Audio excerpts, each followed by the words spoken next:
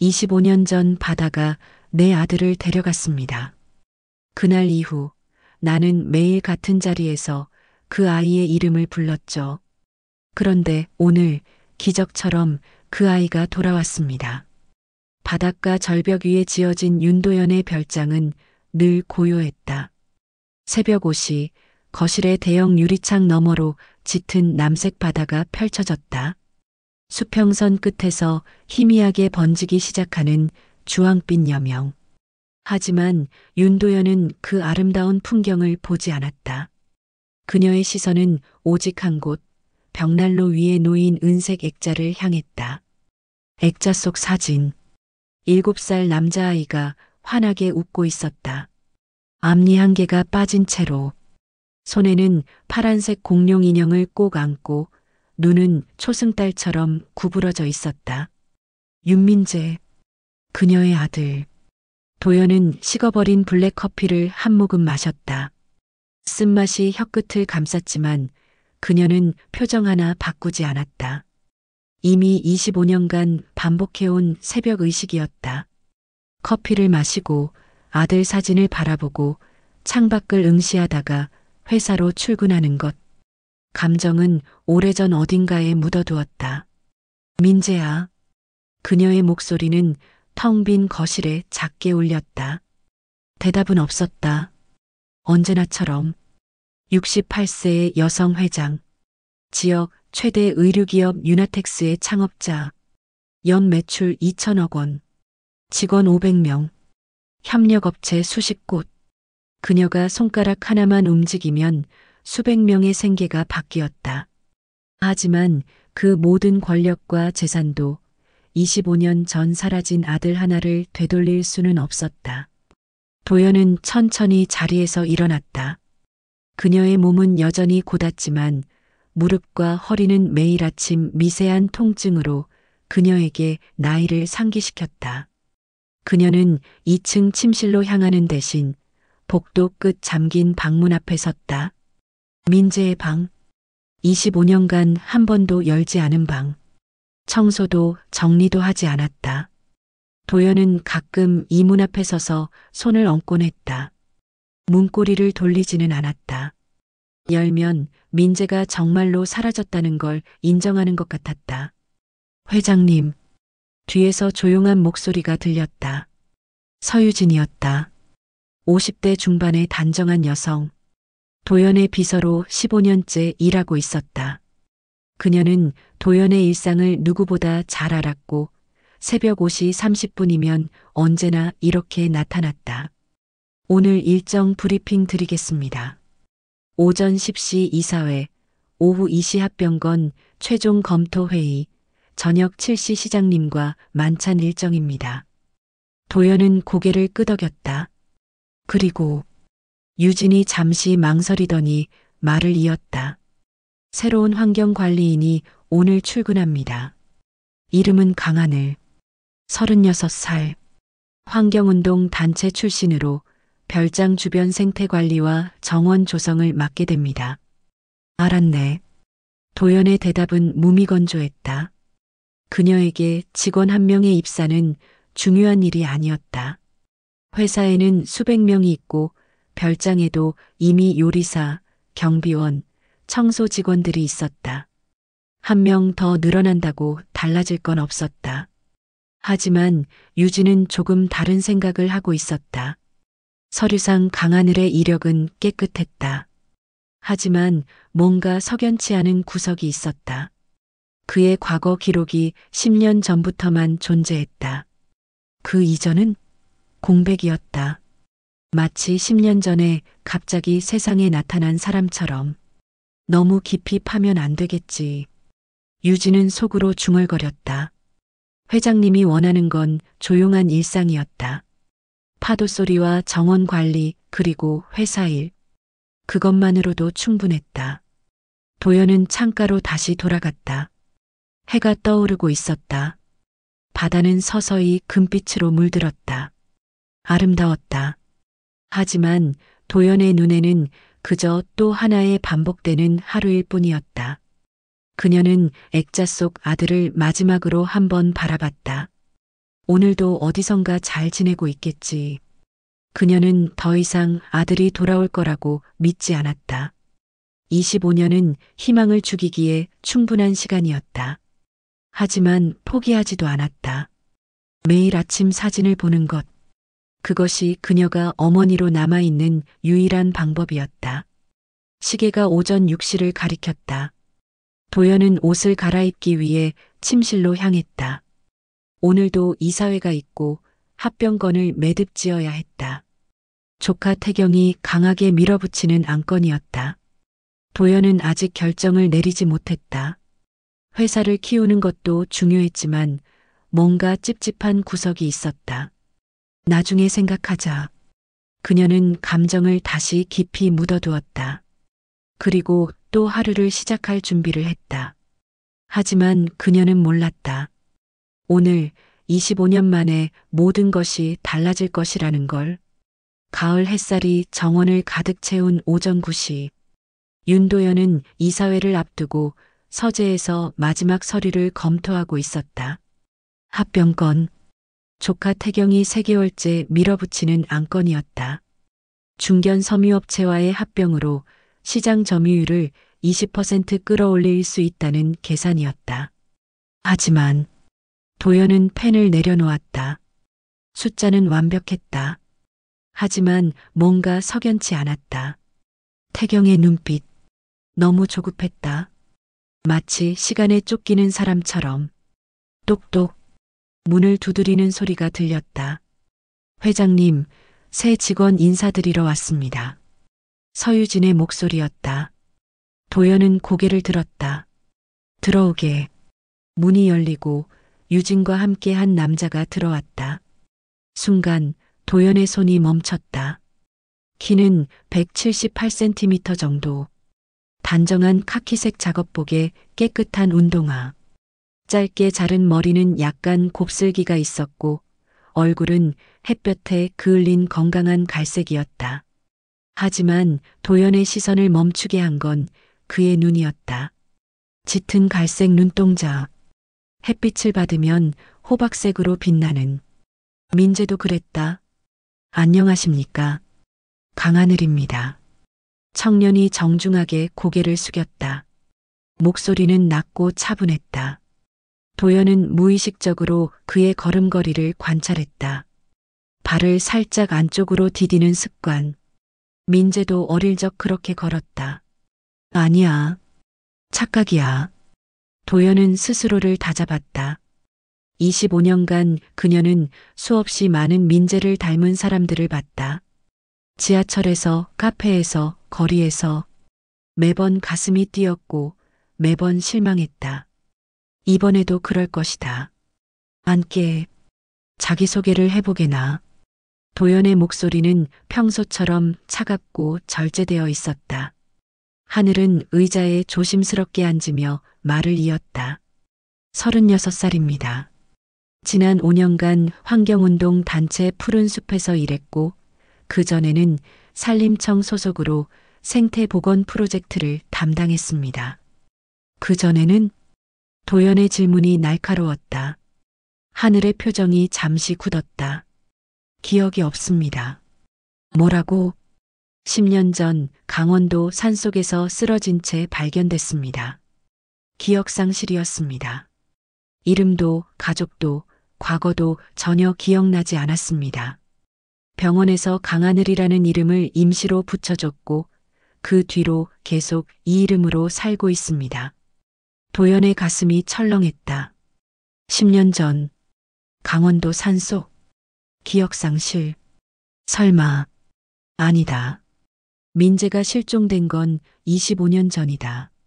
10년 전이 아니다. 그리고 실종 장소는 경기도 소풍길이었다. 강원도가 아니다. 하지만 가슴 한편이 계속 두근거렸다. 왜 이곳에 지원했나? 바다가 좋아서입니다. 하늘은 잠시 망설이더니 조용히 말을 이었다. 기억은 없지만 바다를 보면 마음이 편안해집니다.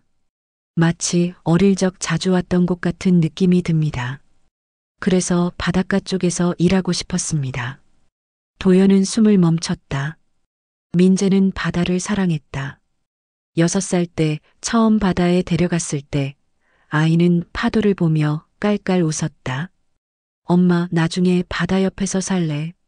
그렇게 말했다. 회장님? 유진이 조심스럽게 물었다. 도연은 정신을 차렸다. 알겠네. 유진 비서가 업무를 안내해 줄 거야. 수고하게. 감사합니다. 하늘이 자리에서 일어나며 다시 한번 정중하게 인사했다. 그가 문을 나서려는 순간 도연이 물었다. 하늘 씨, 혹시 혈액형이 어떻게 되나? 하늘은 고개를 돌렸다. AB형입니다. 도연의 심장이 세게 뛰었다. 민재도 AB형이었다. 그런가? 가보게. 하늘이 나간 뒤 도연은 한동안 멍하니 앉아 있었다. 유진이 걱정스러운 표정으로 물었다. 회장님, 괜찮으십니까? 유진. 도연의 목소리가 떨렸다. 저 청년의 신원을 철저히 조사해줘. 10년 전 발견 당시 기록, 병원 기록, 모든 것. 그리고 도연은 잠시 망설이다가 말을 이었다. 비밀리에 DNA 샘플을 확보할 수 있겠나? 그의 동의 없이. 유진의 눈이 커졌다. 회장님 설마 확인만 하려는 거야. 아마 아무것도 아닐 거야. 하지만 만약, 정말 만약에. 도연은 더 이상 말을 잇지 못했다. 25년간 꺼져 있던 희망이라는 불씨가 다시 타오르기 시작했다. 유진은 조용히 고개를 숙였다. 알겠습니다. 최대한 조심스럽게 진행하겠습니다. 도연은 창밖을 바라봤다. 정원에서 하늘이 작업복 차림으로 나무를 살피고 있었다. 햇빛을 받은 그의 옆모습이 오래전 기억 속 아들과 겹쳐졌다. 민재야, 혹시 정말 내가 맞니? 도연은 떨리는 손으로 가슴을 눌렀다. 25년 만에 느끼는 감정이었다. 두려움과 희망이 뒤섞인 이상한 떨림. 창밖에서 하늘이 고개를 들어 하늘을 올려다봤다. 그의 표정은 평온했지만 어딘가 쓸쓸해 보였다. 마치 자신이 누구인지 찾고 있는 사람처럼. 도연은 눈을 감았다. 기다려라. 내가 진실을 밝혀내겠다. 그리고 그날 오후 서유진은 비밀리에 사설 탐정을 고용했다. 강하늘이라는 남자의 모든 것을 파헤치기 위해. 하지만 두 사람 모두 몰랐다. 이 조사가 시작되는 순간 누군가는 이미 그들을 지켜보고 있었다는 것을. 강하늘이 별장에 온 지 일주일이 지났다. 그는 매일 아침 7시에 출근해서 정원의 나무들을 돌보고 해안가 산책로를 정비하고 저녁이면 조명 시스템을 점검했다. 성실하고 조용한 사람이었다. 다른 직원들과도 적당한 거리를 유지하며 자신의 일에만 집중했다. 하지만 윤도현은 그를 관찰하고 있었다. 아니, 관찰이라기보다는 확인에 가까웠다. 그가 걷는 방식, 말하는 습관, 무의식적으로 하는 작은 행동들. 도연은 그 모든 것을 놓치지 않고 지켜봤다. 그리고 발견했다. 하늘은 커피를 마실 때 설탕을 2스푼 넣었다. 민재도 그랬다. 어릴 적 우유에 설탕을 2스푼 넣어달라고 조르던 아이. 하늘은 비 오는 날이면 창가에 서서 한참을 바라봤다. 민재도 그랬다. 엄마, 비 오는 거 좋아. 세상이 깨끗해지는 것 같아. 하늘은 왼손잡이였다. 민재도 왼손잡이였다. 우연일까? 정말 우연일까? 도연은 매일 밤 잠들기 전 스스로에게 물었다. 하지만 대답은 나오지 않았다. 그리고 그날 저녁, 도연은 서재에서 회사 서류를 검토하고 있었다. 창문은 열려 있었고 가을바람이 커튼을 살랑거렸다. 시계는 저녁 8시를 가리켰다. 정원의 조명들이 하나둘 켜지기 시작했다. 그때 멀리서 노랫소리가 들려왔다. Fly me to the moon. 도연의 손이 멈췄다. Under me play among the stars. 펜이 책상 위로 굴러떨어졌다. 렛미시워 스프링 이즈 라이크 안주퍼터 언드마즈. 도연은 천천히 자리에서 일어났다. 심장이 미친 듯이 뛰었다. 손이 떨렸다. 다리에 힘이 풀렸다.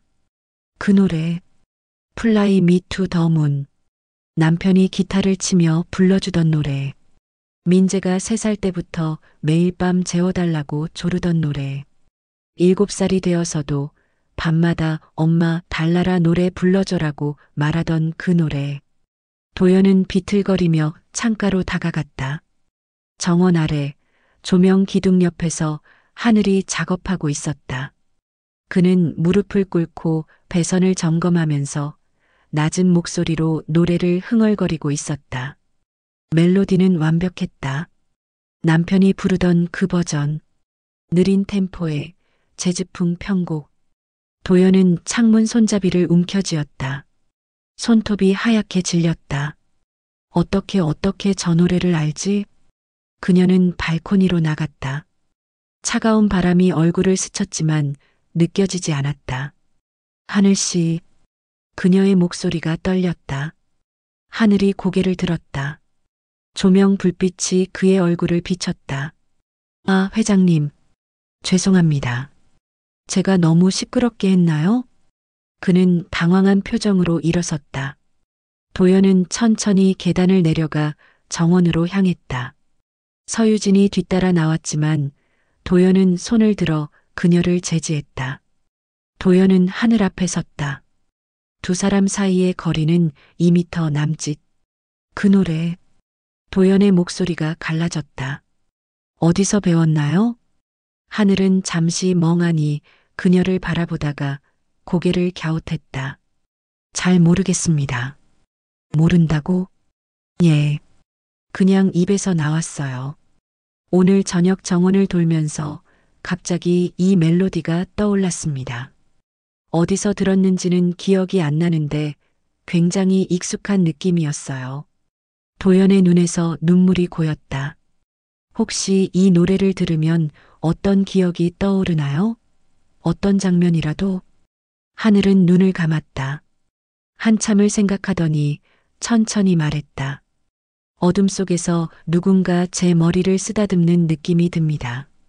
따뜻한 손, 그리고 낮은 목소리로 이 노래를 불러주는 소리. 기타 소리도 들립니다. 하지만 얼굴은 보이지 않아요. 도연은 손으로 입을 막았다.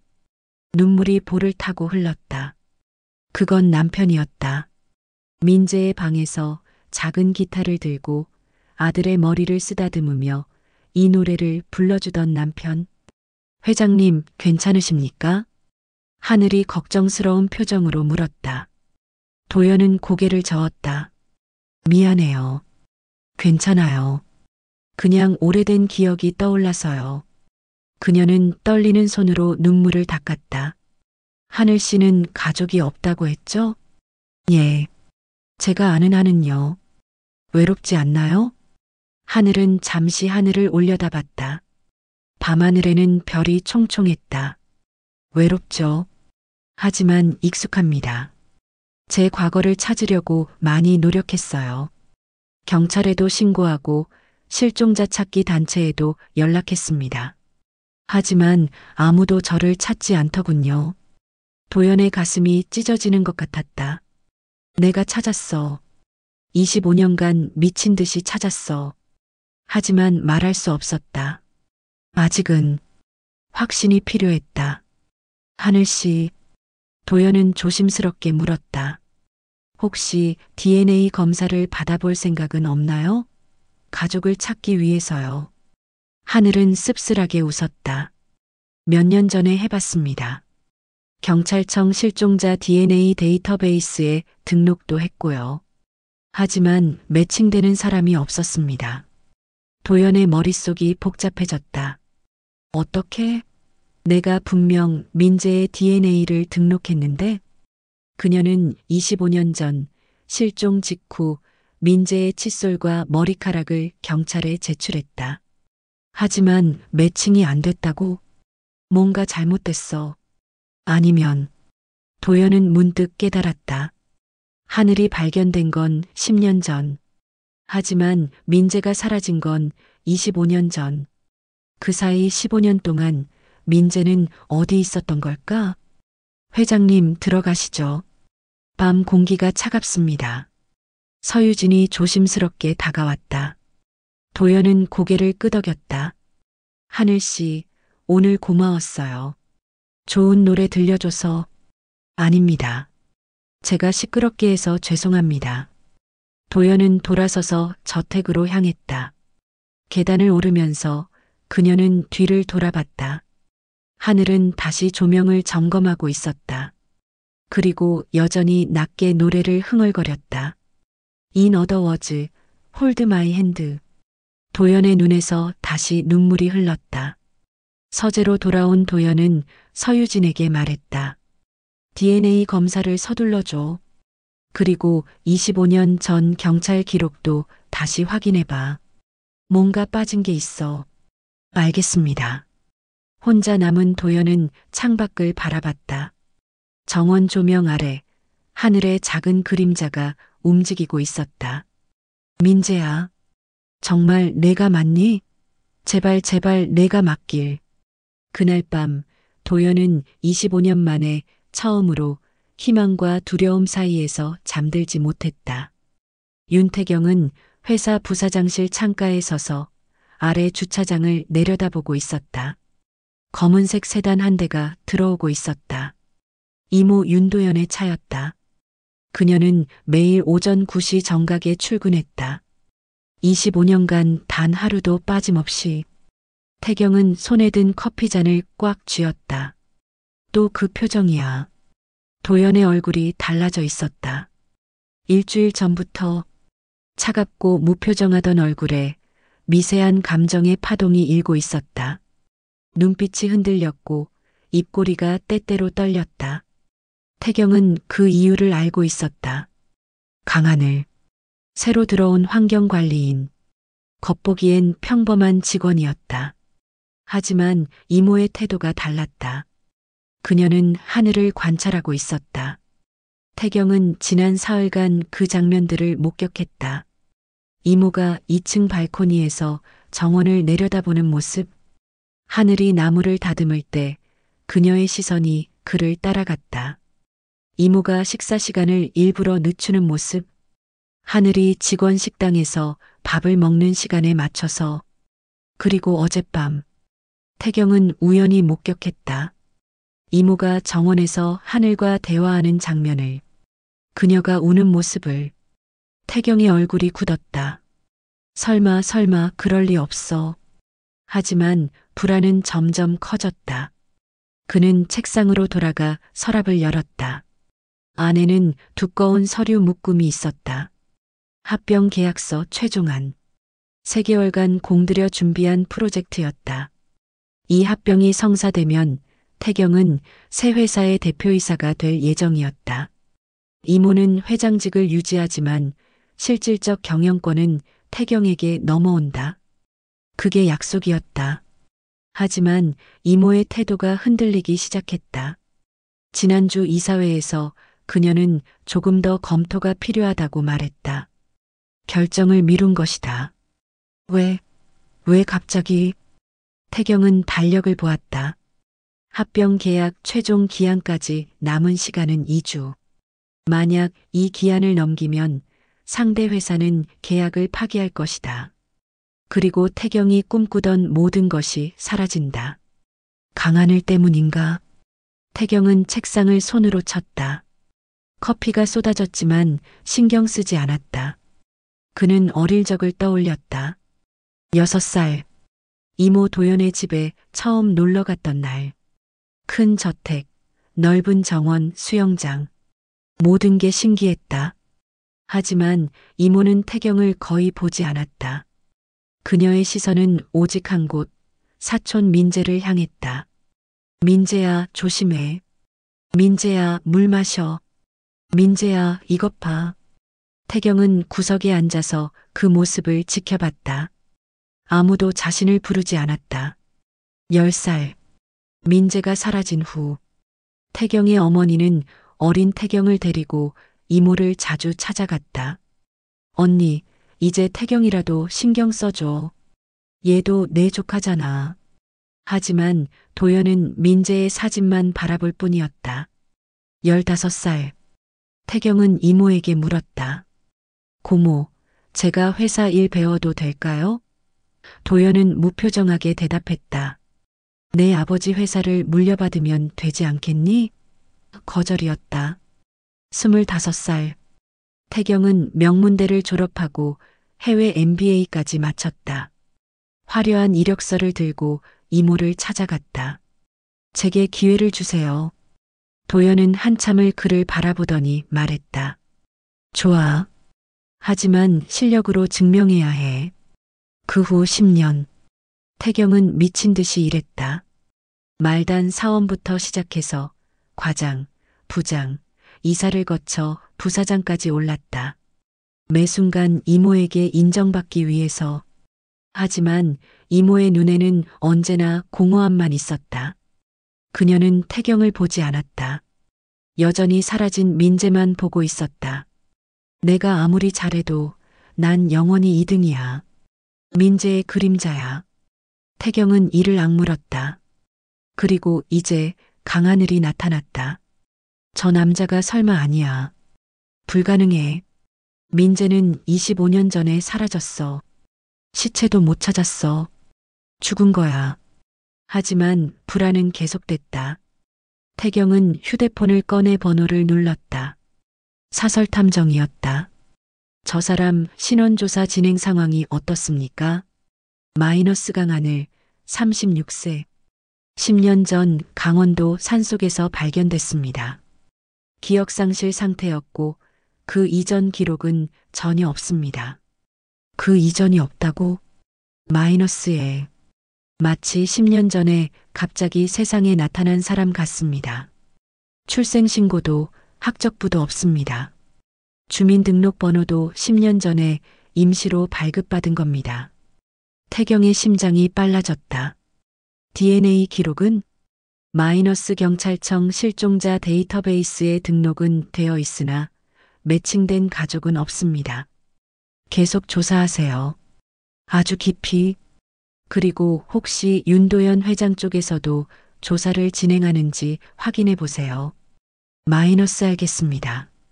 전화를 끊은 태경은 창밖을 다시 바라봤다. 멀리 별장 쪽이 보였다.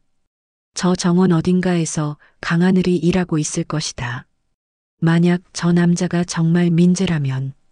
태경은 생각을 멈췄다. 상상하기도 싫었다. 만약 민재가 돌아온다면 모든 게 끝이다. 합병은 취소될 것이고 회사는 민재에게 넘어갈 것이다. 태경이 10년간 쌓아온 모든 것이 한순간에 무너진다. 안 돼. 절대 안 돼. 태경은 주먹을 쥐었다. 손톱이 손바닥을 파고들었지만 느껴지지 않았다. 그는 책상 서랍을 다시 열었다. 맨 아래 숨겨둔 또 다른 서류가 있었다. 재단 기부금 내역서. 하지만 이건 진짜가 아니었다. 태경이 조작한 서류였다. 필요하면 쓰겠어. 그는 냉소를 지었다. 어릴 적부터 그는 배웠다. 이 세상에서 살아남으려면 때로는 더러운 방법도 써야 한다고. 미안하지만 강하늘. 당신이 누구든 상관없어. 내 길을 막으면 안 돼. 태경은 컴퓨터를 켰다. 이메일 하나를 작성하기 시작했다. 제목은 신규 직원 강하늘 관련 내부 고발. 내용은 없었다. 아직. 하지만 필요하면 채워 넣을 것이다. 거짓으로라도. 그때 노크 소리가 들렸다. 부사장님, 회장님께서 오후 회의에 참석해달라고 하십니다. 비서의 목소리였다. 태경은 이메일 창을 닫고 대답했다. 알겠습니다. 그는 거울을 보며 넥타이를 고쳐맸다. 거울 속 자신의 얼굴은 차갑고 냉정했다. 이모 미안해요. 하지만 이번엔 제가 이겨야 해요. 태경은 부사장실 문을 나섰다. 복도를 걸으면서 그는 이미 다음 수를 계산하고 있었다. 강하늘을 제거하는 방법, 그리고 합병을 성사시키는 방법. 그 무엇이 필요하든 그는 멈추지 않을 것이다. 왜냐하면 그는 25년간 2등으로 살아왔고 이제 더 이상 참을 수 없었기 때문이다. 그날 저녁 하늘은 검게 구름으로 덮여 있었다. 바람이 거세게 불었고 바다는 어두운 회색으로 출렁였다. 폭풍 전야의 공기가 별장을 감쌌다. 윤도현은 식당에 홀로 앉아 있었다. 평소처럼 간단한 저녁 식사, 샐러드와 구운 생선, 그리고 와인 한 잔. 하지만 오늘은 식욕이 없었다. 포크를 들었다 놓기를 반복할 뿐이었다. 머릿속은 온통 강하늘 생각뿐이었다.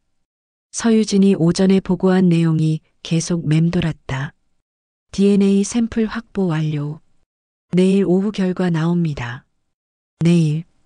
단 하루만 기다리면 진실을 알 수 있다. 만약 정말 민재라면. 도연은 와인잔을 들었다. 손이 떨렸다. 와인이 잔 가장자리에서 흔들렸다. 그녀는 한 모금 마셨다. 쓰고 시큼한 맛이 목을 타고 내려갔다. 그때였다. 갑자기 가슴 한가운데가 쪼이는 것 같았다. 으윽. 도연은 포크를 떨어뜨렸다. 쇠붙이가 접시에 부딪히며 날카로운 소리를 냈다. 그녀는 왼쪽 가슴을 움켜쥐었다. 숨이 막혔다. 폐에서 공기가 빠져나가는 것 같았다. 심장? 시야가 흐려졌다. 식당 천장의 샹들리에가 빙글빙글 돌았다. 도연은 의자를 붙잡으려 했지만 손에 힘이 들어가지 않았다. 쿵. 그녀는 의자에서 미끄러져 바닥에 쓰러졌다. 차가운 대리석이 뺨에 닿았다. 입에서 거품이 나왔다. 심장이 불규칙하게 뛰었다. 빠르게, 느리게, 다시 빠르게. 민재 미안해. 의식이 흐려졌다. 어둠이 몰려왔다. 그때 멀리서 소리가 들렸다. 회장님. 비명이었다. 요리사가 부엌에서 달려나왔다. 그녀는 쓰러진 도연을 보고 비명을 질렀다. 누구 없어요? 회장님이 쓰러지셨어요. 직원들이 우르르 몰려들었다. 혼란이었다. 누군가 119에 전화해. 라고 외쳤다. 누군가는 숨 쉬는지 확인해봐. 라고 소리쳤다. 하지만 아무도 움직이지 못했다. 공황 상태였다. 그때 한 사람이 빠르게 뛰어들어왔다. 강하늘. 그는 정원 일을 마치고 직원 숙소로 돌아가던 길이었다. 비명 소리를 듣고 달려온 것이다. 그는 상황을 한눈에 파악했다. 비켜주세요. 하늘의 목소리는 차분하지만 단호했다. 사람들이 물러났다. 그는 무릎을 꿇고 도연 옆에 앉았다. 먼저 맥박 확인. 경동맥에 손을 댔다. 약하고 불규칙했다. 호흡 확인. 코와 입에 귀를 가까이 댔다. 숨소리가 거의 들리지 않았다. 심정지 직전입니다. 하늘은 즉시 도연을 바닥에 평평하게 눕혔다. 그녀의 머리를 뒤로 젖혀 기도를 확보했다. 그리고 자신의 양손을 깍지 끼어 그녀의 가슴 중앙에 올렸다. 심폐소생술. 하나, 둘, 셋, 넷. 하늘은 빠르고 정확하게 가슴을 압박했다. 분당 10만 120회. 깊이는 5cm. 그의 몸은 자동으로 움직였다. 마치 수천 번 해본 것처럼. 땀이 이마에 맺혔다. 셔츠가 땀으로 젖어갔다. 하지만 그는 멈추지 않았다. 15, 16, 30회 압박 후 하늘은 도연의 입을 열고 인공호흡을 했다. 2번. 그리고 다시 가슴 압박. 하나, 둘, 셋. 주변 사람들은 숨죽이며 지켜봤다. 요리사는 손으로 입을 막고 울었다. 경비원은 119에 전화를 걸어 상황을 설명하고 있었다. 계속하세요. 구급차가 10분 후 도착합니다. 하늘은 고개를 끄덕였다. 그리고 계속했다. 1분, 2분, 3분. 그의 팔이 떨리기 시작했다. 근육이 비명을 질렀다. 하지만 멈출 수 없었다. 회장님, 버티세요. 제발. 하늘의 목소리가 갈라졌다. 그는 자신도 모르게 눈물을 흘리고 있었다. 왜 우는지 몰랐다. 이 사람을 안 지 고작 일주일. 그런데 왜 가슴이 이렇게 아픈지 이해할 수 없었다. 살아야 해요. 제발. 4분째.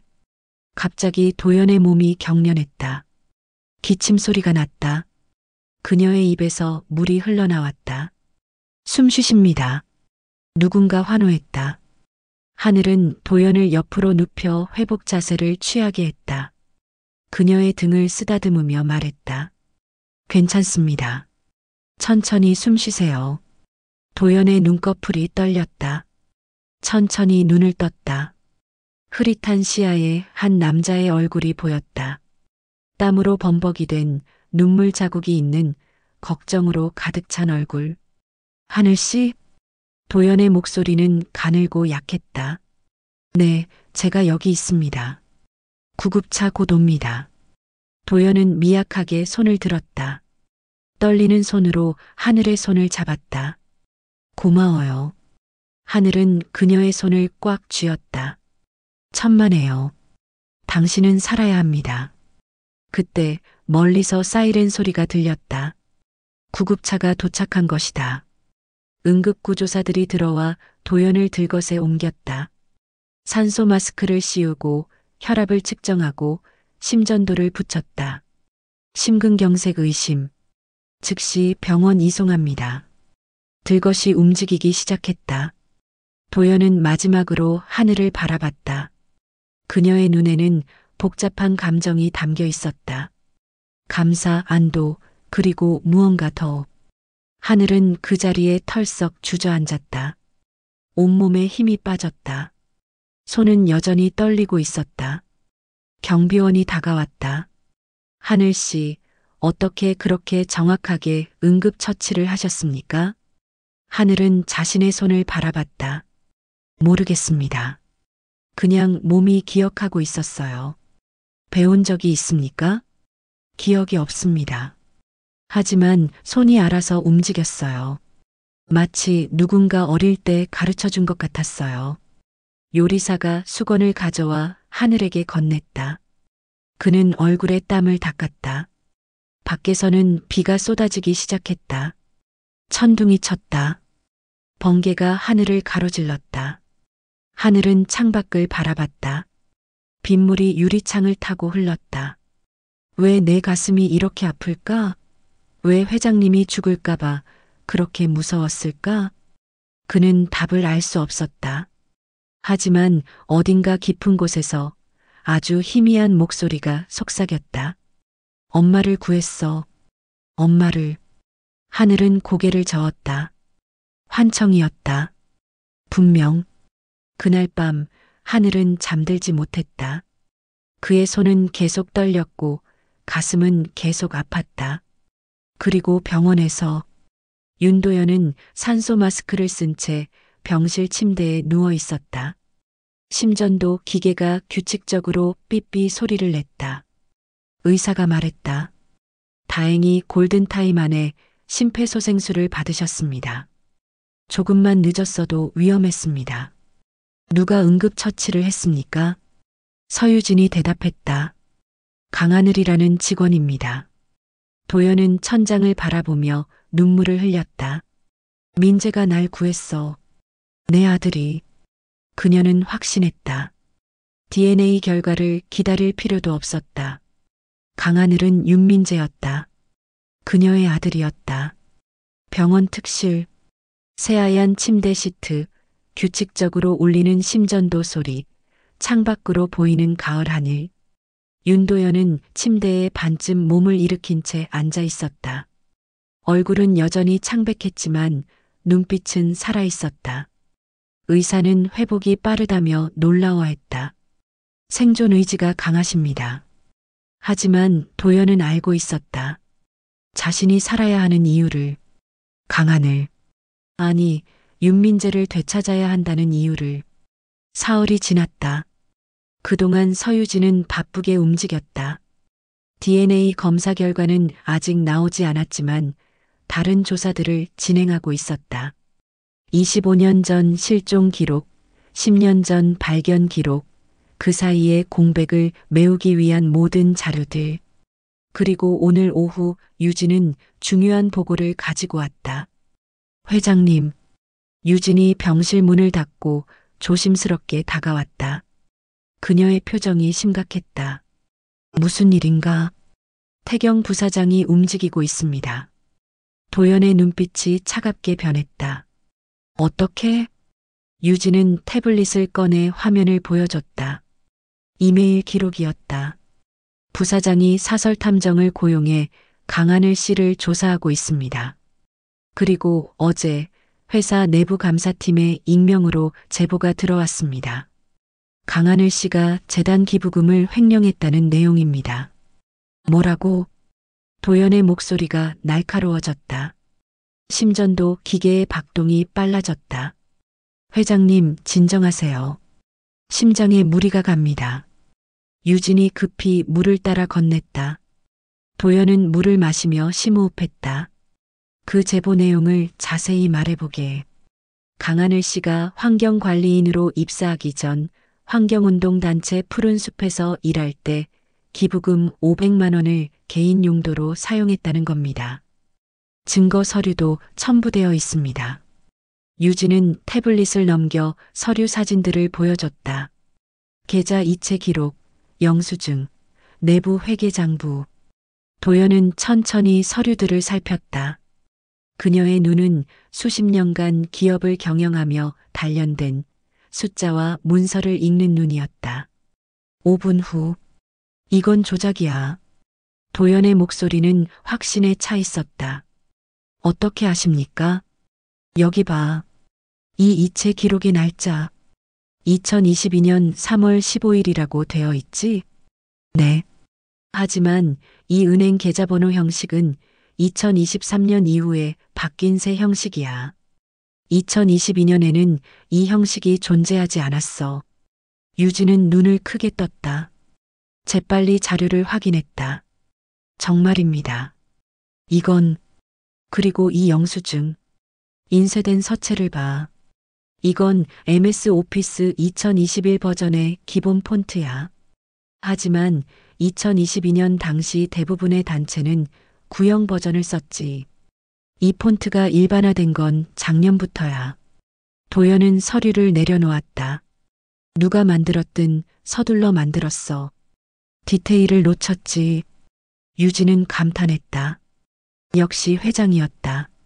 수십 년간 수많은 계약서와 장부를 다뤄온 사람. 세밀한 부분에서 거짓을 찾아내는 능력. 태경 부사장이 직접 만들었을까요? 아니면 그가 시킨 사람이 만들었거나. 중요한 건 이게 조작이라는 거야. 도연은 창밖을 바라봤다. 하늘은 맑았지만 그녀의 마음은 어두웠다. 태경이 왜 이러는 걸까? 유진은 잠시 망설이다가 조심스럽게 말했다. 회장님, 솔직히 말씀드리겠습니다. 부사장은 강하늘 씨를 위협으로 느끼고 있는 것 같습니다. 위협? 합병권이 걸려 있습니다. 부사장은 이 합병이 성사되면 실질적 경영권을 넘겨받기로 되어 있습니다. 하지만 회장님께서 최근 결정을 미루고 계십니다. 그 시기가 강하늘 씨가 입사한 시기와 겹칩니다. 도연은 입술을 깨물었다. 태경이 눈치챘구나. 그녀가 하늘을 특별히 대하는 것을, 그가 혹시 민재일지 모른다는 것을. 부사장은 어쩌면. 유진이 말을 이었다. 회장님께서 강하늘 씨에게 회사를 물려주실까봐 두려워하는 것 같습니다. 도연은 한숨을 쉬었다. 복잡했다. 태경은 어릴 적부터 그녀에게 인정받고 싶어 했다. 10년간 악착같이 일하며 부사장까지 올랐다. 그런데 이제 와서 모든 게 무너질 위기에 처한 것이다. 하지만 민재가 우선이야. 도연은 결심했다. 유진, 태경을 불러. 지금요? 지금 당장. 30분 후 윤태경이 병실에 도착했다. 그는 정장 차림이었고 얼굴에는 걱정스러운 표정을 지었다. 이모, 괜찮으세요? 제가 출장 중이라 바로 못 왔습니다. 앉아라. 도연의 목소리는 차갑고 단호했다. 태경은 의자에 앉았다. 뭔가 불길한 예감이 들었다. 도연은 태블릿을 그에게 건넸다. 이게 뭔지 아니? 태경은 화면을 봤다. 강하늘 횡령 제보 서류. 그의 얼굴이 굳었다. 이건 내가 만들었지? 아닙니다. 저는 거짓말하지 마라. 도연의 목소리가 얼음처럼 차가웠다. 이 서류는 조작이야. 날짜, 계좌번호 형식, 폰트, 모든 게 맞지 않아. 급하게 만들었지? 강하늘을 제거하려고. 태경은 입을 다물었다. 변명할 수 없었다. 왜 그랬니? 도연의 물음에 태경은 고개를 숙였다. 두려웠습니다. 뭐가? 저 사람 때문에 모든 게 무너질까봐. 제가 10년간 쌓아온 모든 것이 사라질까봐. 태경의 목소리가 떨렸다. 이모는 모르실 겁니다. 제가 얼마나 이모께 인정받고 싶었는지. 어릴 때부터 저는 민재 형의 그림자였습니다. 형이 사라진 후에도 마찬가지였어요. 이모의 눈에는 형밖에 없었습니다. 도연의 가슴이 아팠다. 그래서 미친 듯이 일했습니다. 이모가 저를 봐주시길 바라며. 드디어 부사장까지 올랐어요.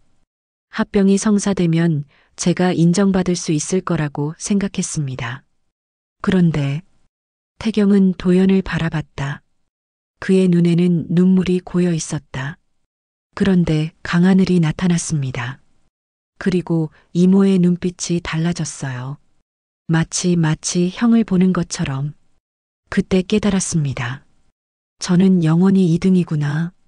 강하늘이 누구든 저보다 중요한 사람이구나.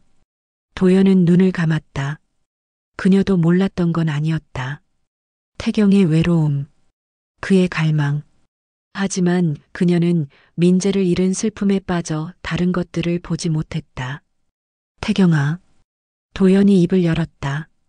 미안하다. 내가 그렇게 외로웠는지 몰랐어.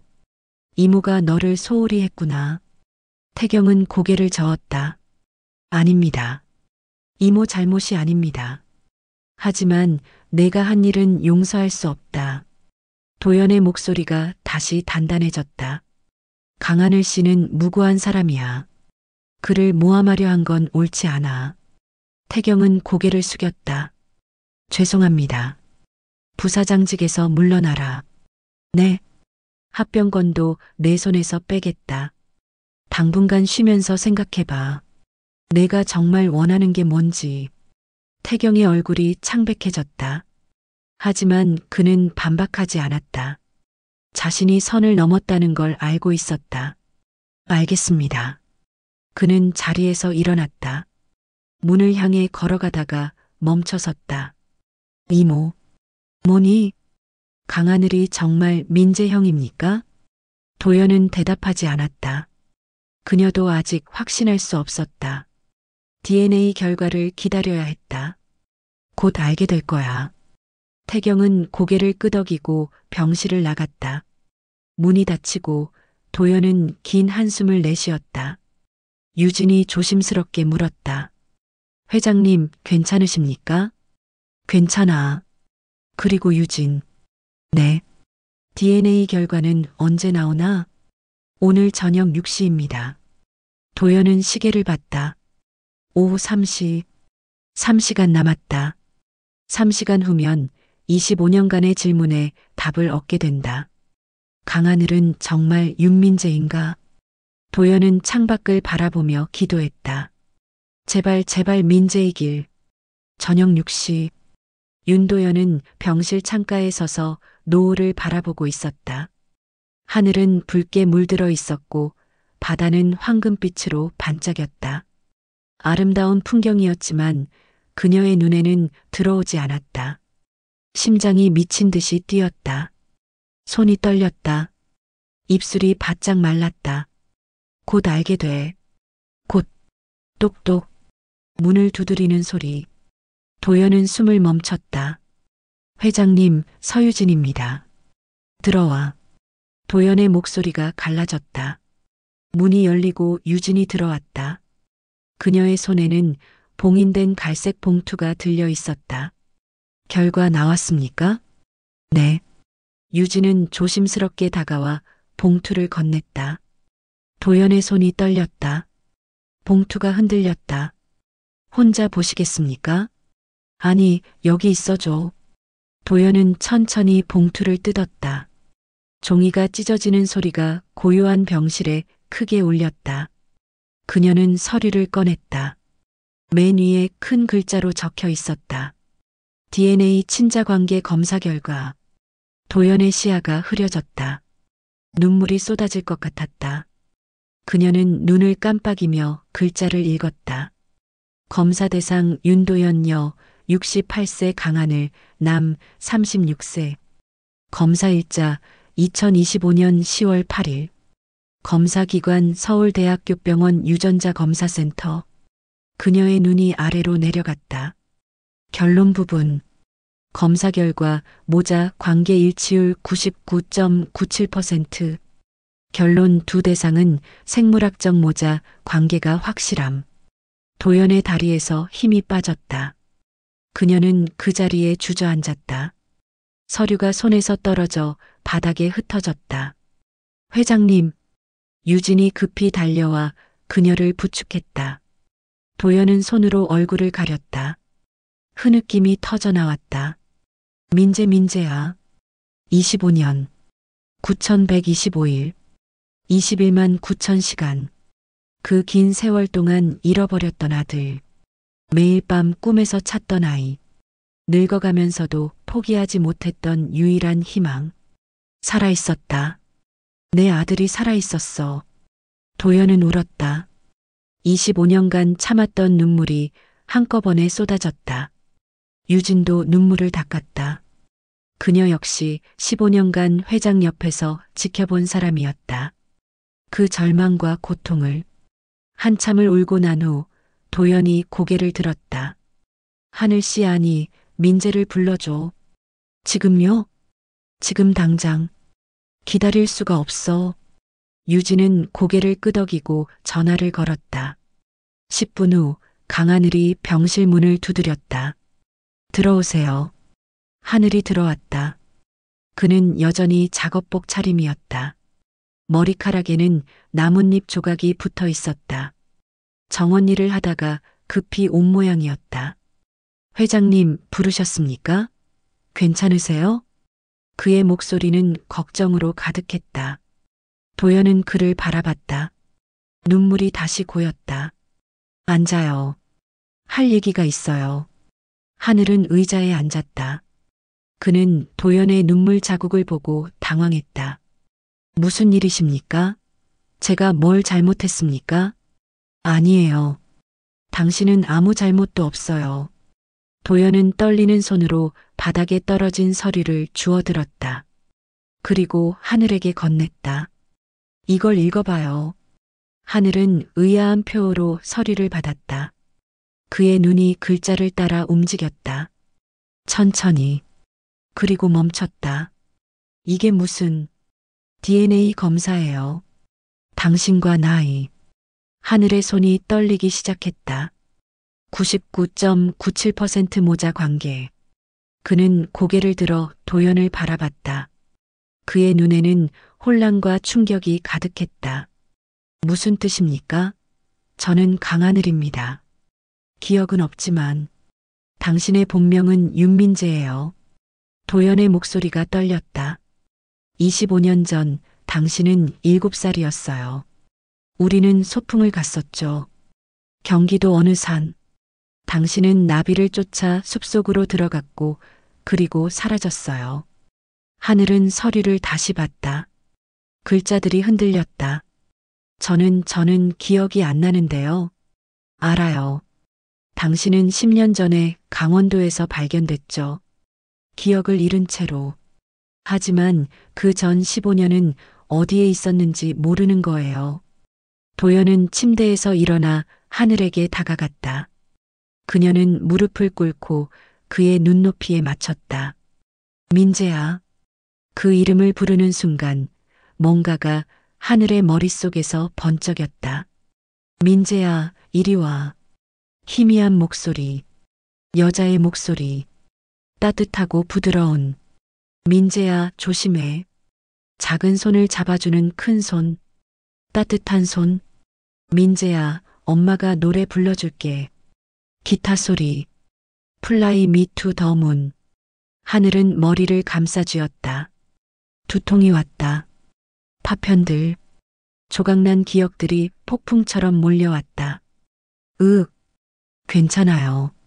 천천히. 억지로 기억하려 하지 마요. 도연은 그의 손을 잡았다. 하늘은 그 손을 봤다. 작지만 따뜻한 손. 어딘가 본 듯한 손. 당신은 어릴 때 왼손잡이였어요. 커피에 설탕 2스푼 넣는 걸 좋아했죠. 비 오는 날이면 창가에 서서 한참을 바라봤어요. 그리고 도연은 눈물을 흘리며 말을 이었다. 당신은 7살 때 아빠한테 심폐소생술을 배웠어요. 엄마 아프면 어떡해요? 라고 물어봤죠. 그래서 아빠가 가르쳐 줬어요. 당신은 7살짜리가 CPR을 할 수 있을 정도로 똑똑한 아이였어요. 하늘은 자신의 손을 바라봤다. 며칠 전 도연을 살린 그 손. 제가 회장님을 살린 건 엄마를 살린 거예요. 민재야. 도연은 그를 끌어안았다.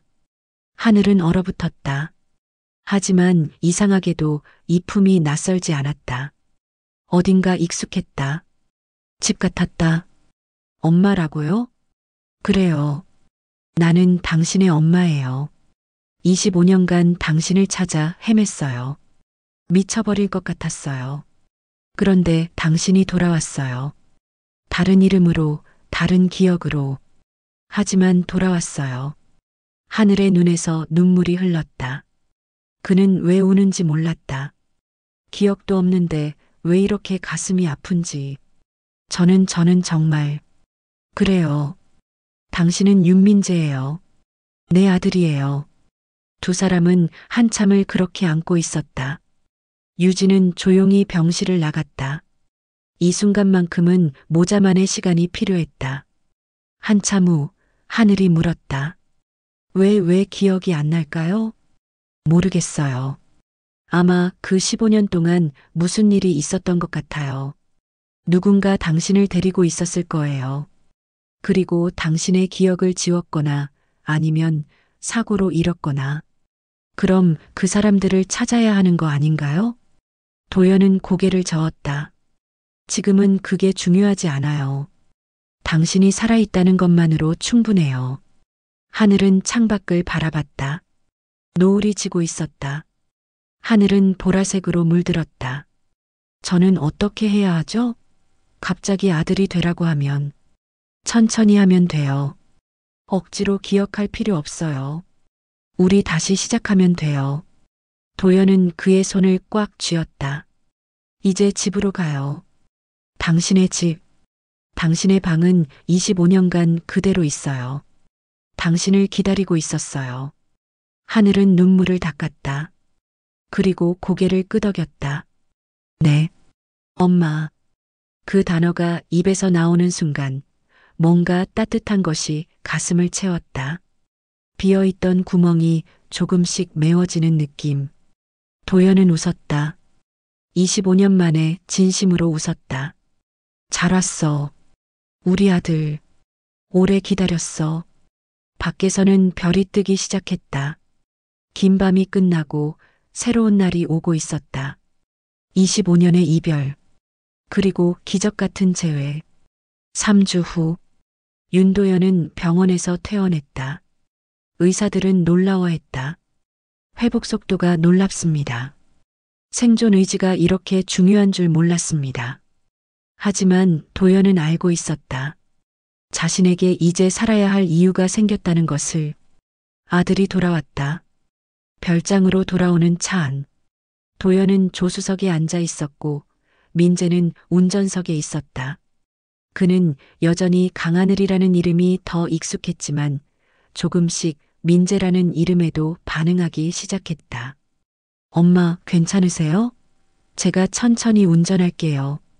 괜찮아. 내가 운전하는 거 보니까 신기하네. 7살 때는 장난감 자동차도 제대로 못 굴렸는데. 민재는 미소 지었다. 기억은 없었지만 어머니의 이야기를 듣는 건 좋았다. 마치 잃어버린 퍼즐 조각을 하나씩 맞춰가는 느낌. 엄마, 저 질문 하나 해도 될까요? 뭐든지. 제가 사라진 15년 동안 어디 있었을까요? 누가 저를 데리고 있었을까요? 도연의 표정이 어두워졌다. 그녀도 그 질문을 수없이 했다. 서유진도 조사하고 있었지만 단서는 거의 없었다. 모르겠어. 하지만 언젠가 알게 될 거야. 지금은 내가 여기 있다는 게 중요해. 민재는 고개를 끄덕였다. 하지만 마음 한편에는 의문이 남아 있었다. 때때로 꿈에서 본 장면들. 어두운 방. 낯선 목소리. 넌 이제 다른 사람이야. 과거는 잊어라. 누구였을까? 왜 자신을 데리고 있었을까? 차는 별장에 도착했다.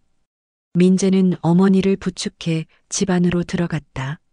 직원들이 줄지어 서서 인사했다. 회장님, 돌아오신 걸 환영합니다. 민재 도련님, 환영합니다. 도련님. 민재는 그 호칭이 어색했다. 불과 한 달 전까지 그는 하늘 씨였다. 정원을 관리하던 직원이었다. 그런데 이제는 도련님. 다들 고마워요. 앞으로 잘 부탁드립니다. 그는 정중하게 인사했다.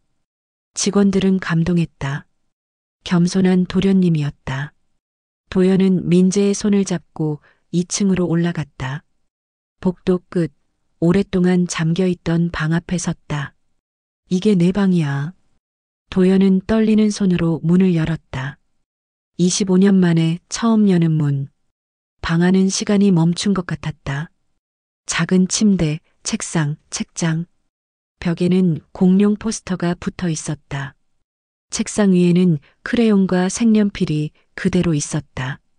옷장 안에는 작은 옷들이 걸려 있었다. 민재는 천천히 방 안으로 들어갔다. 뭔가 익숙한 느낌. 창문 옆 책상. 그는 무의식적으로 책상 서랍을 열었다. 안에는 낡은 공책이 있었다. 그는 공책을 꺼내 펼쳤다. 윤민재의 그림 일기. 어린아이의 글씨체. 서툰 그림들. 오늘 엄마랑 바다 갔다. 파도가 무서웠다. 하지만 엄마가 손 잡아줘서 괜찮았다.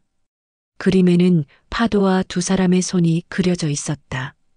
민재의 눈에서 눈물이 흘렀다. 기억나지 않았다. 하지만 가슴이 뜨거웠다. 민재야. 도연이 그의 어깨에 손을 얹었다. 천천히. 기억 안 나도 괜찮아. 우리 새로운 추억 만들면 돼. 네, 엄마. 그날 저녁 식당에는 두 사람만 앉았다. 요리사가 특별히 준비한 저녁 식사. 도연은 민재가 어릴 때 좋아하던 음식들을 주문했다. 햄버거 스테이크. 내가 제일 좋아했어. 민재는 한 입 먹었다. 맛있었다. 그런데 왜인지 눈물이 났다. 엄마, 이거 제가 정말 좋아했나 봐요. 먹으면서 울게 되네요. 도연도 눈물을 닦았다. 그래. 내가 7살 때 이걸 일주일에 3번씩 먹고 싶어 했어. 두 사람은 웃으며 울었다. 슬프지만 행복한 눈물. 식사 후 그들은 테라스로 나갔다. 가을 바다가 펼쳐져 있었다. 달이 밝았고 파도 소리가 들렸다. 민재야, 이제 회사 일도 배워야 해. 내가 후계자니까. 민재는 고개를 저었다. 엄마, 저는 아직 준비가 안 됐어요. 솔직히 제가 누군지도 확실히 모르겠어요. 기억도 없고. 도연은 그의 손을 잡았다. 괜찮아. 급하지 않아. 천천히 하면 돼. 그리고 민재는 망설이다가 말했다. 저는 환경일이 좋아요. 나무 돌보고 자연 보호하는 일. 그게 제가 10년간 해온 일이고 저한테 맞는 것 같아요. 도연은 미소 지었다. 그럼 그걸 하면 되지. 회사 안에 환경재단 만들자. 내가 운영하는 거야. 정말요? 그래. 윤민재 환경재단. 어때? 민재는 환하게 웃었다. 좋아요. 그리고 실종 가족 지원도 하고 싶어요. 저처럼 가족을 잃어버린 사람들을 돕는 거예요. 도연은 고개를 끄덕였다. 완벽해. 우리 같이 만들자. 두 사람은 바다를 바라봤다. 파도가 밀려왔다가 물러갔다. 엄마. 응? 제 기억이 돌아올까요?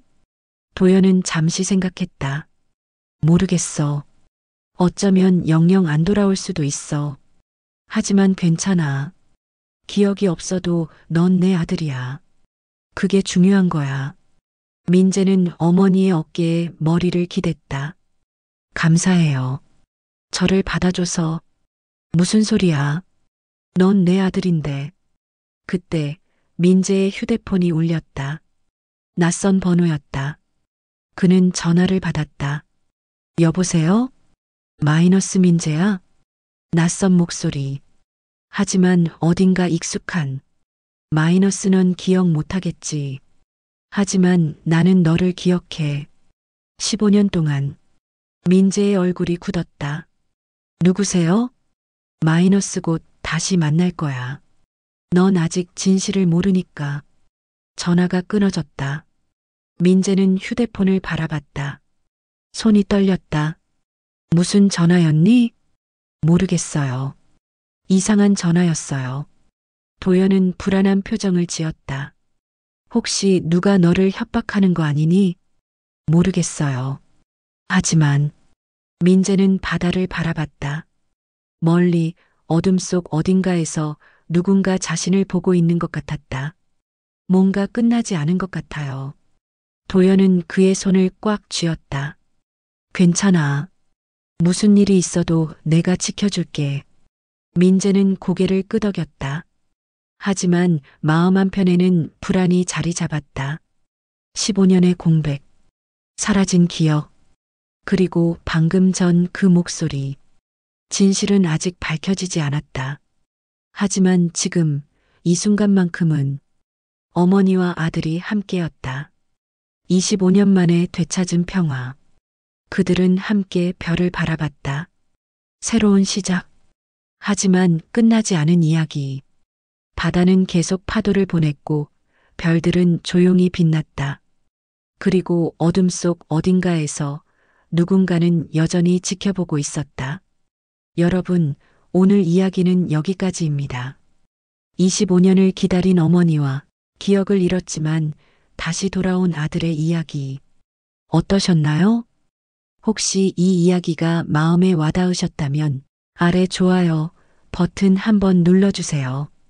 여러분의 작은 손길 하나하나가 저에게는 큰 힘이 됩니다. 그리고 이런 감동적인 이야기 앞으로도 계속 들으시고 싶으시다면 구독 버튼과 함께 옆에 있는 알림 설정도 꼭 눌러주세요. 새로운 이야기가 올라올 때마다 가장 먼저 알려드리겠습니다. 오늘도 함께 해주셔서 감사합니다. 건강하시고 행복한 하루 보내세요. 다음 이야기에서 또 뵙겠습니다. 아, 그리고 댓글로 오늘 이야기에 대한 여러분의 생각도 편하게 남겨주시면 감사하겠습니다.